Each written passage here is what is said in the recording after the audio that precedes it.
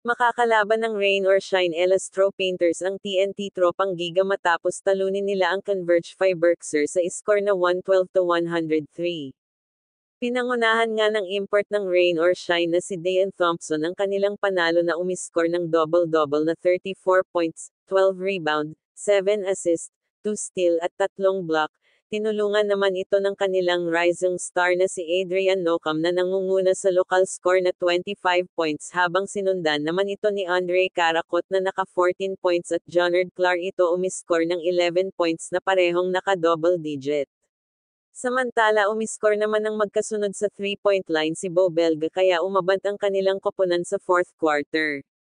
Dikit lang ang laban mula 1st quarter hanggang sa 4th quarter, kaya lang nagkaroon ng run ang Rain or Shine kung kaya nakuha nila ang panalo sa do or die game ng kanilang serye, at tinanghal na best player of the game ang kanilang import na si Dayan Thompson. Nagwagi naman ang Barangay Ginebra San Miguel kontra Meralco Bolts sa dikit na laban 94-87.